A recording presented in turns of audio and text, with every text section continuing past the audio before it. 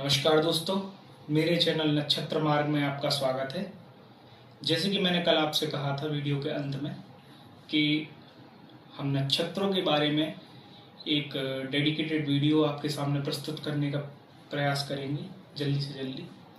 तो उसी उपलक्ष्य में आज हम नक्षत्रों के बारे में एक डेडिकेटेड वीडियो आपके सामने लेकर आए हैं। अगर आपको मेरा कंटेंट अलग लगता है और जानकारी पूर्ण लगता है तो आप मेरे चैनल को अवश्य सब्सक्राइब करें। तो बात कर लेते हैं नक्षत्रों की। तो नक्षत्र कोई बहुत बड़ी रॉकेट साइंस नहीं है समझना, तो इसको समझने का प्रयास सिंपल तरीके से करते हैं। आपने बचपन में स्टार्स के कॉन्स्टेलेशंस के बारे में सुना होगा।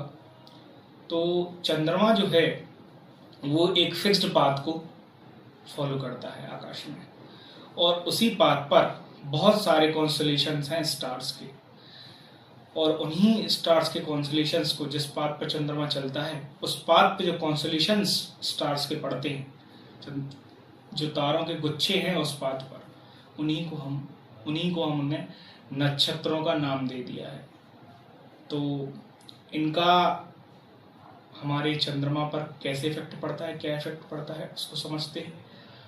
तो चंद्रमा उस पाथ पर से जब गुजरता है, तो जब उस कॉन्स्टेलेशन के पास में आता है तो उन स्टार्स की ग्रेविटी चंद्रमा पर इफेक्ट करती है। जैसे कि चंद्रमा पृथ्वी का उपग्रह है, और जब वो चंद्रमा पर उनकी ग्रेविटी इफेक्ट करती है तो हमारे जीवन पर सीधा प्रभाव उनका पड़ता है।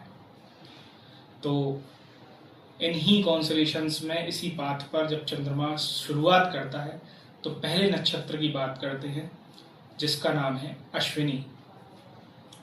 अश्विनी नक्षत्र स्वामी, अश्विनी नक्षत्र का स्वामी है केतु, और केतु डिटैचमेंट का ग्रह है, जैसे कि आपको पता है।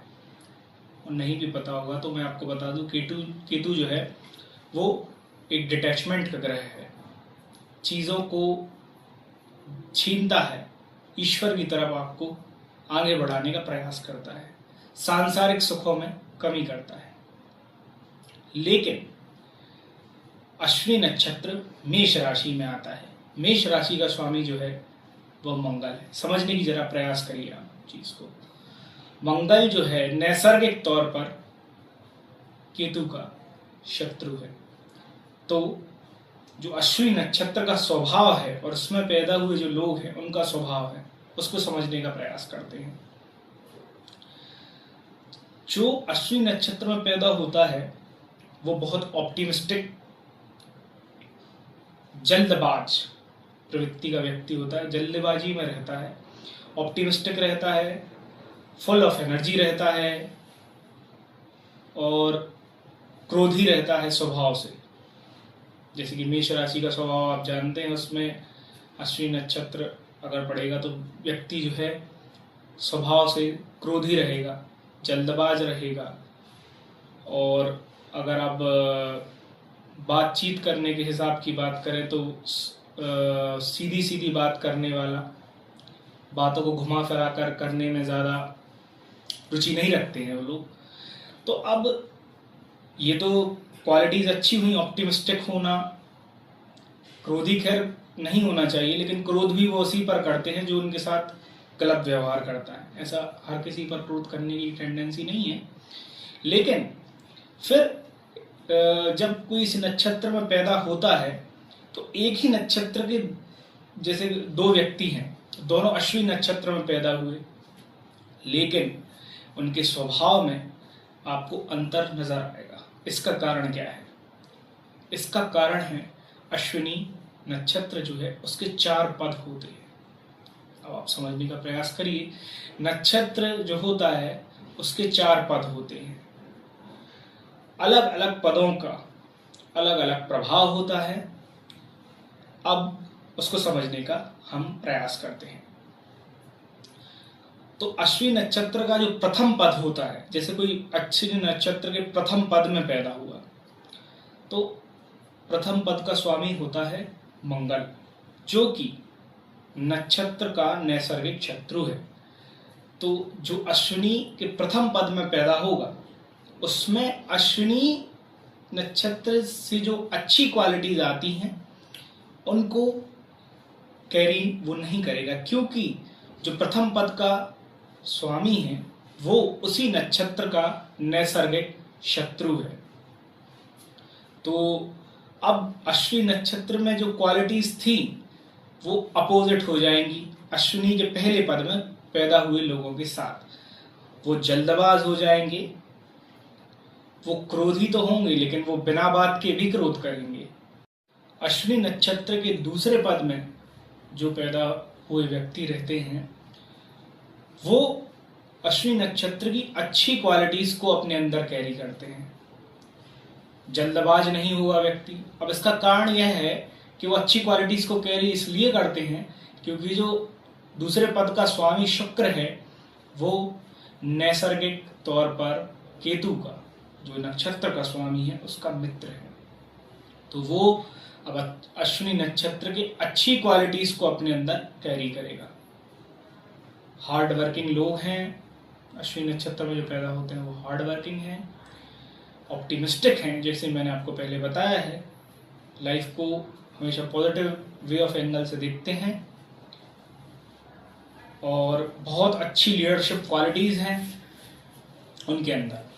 लेकिन वही बात है कि जो पद, जिस पद में व्यक्ति पैदा होता है उसके अकॉर्डिंग वो क्वालिटीज कैरी करता है।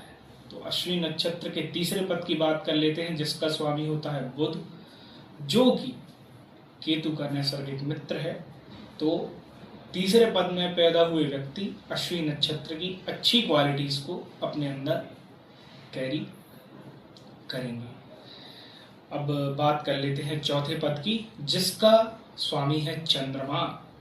और चंद्रमा जो है वो नैसर्गिक तौर पर शत्रु है केतु का, और शत्रु नहीं, बहुत बड़ा शत्रु है, जिसकी वजह से अश्विनी 4 में पैदा हुए व्यक्तियों में जो अश्विनी नक्षत्र की क्वालिटीज होती हैं उसका जो सबसे नेगेटिव साइड आप देख सकते हैं वो अश्विनी 4, अश्विनी के चौथे पद में पैदा हुए व्यक्तियों में वो क्वालिटीज की जो डेफिशिएंसी है वो सबसे ज़्यादा होती है।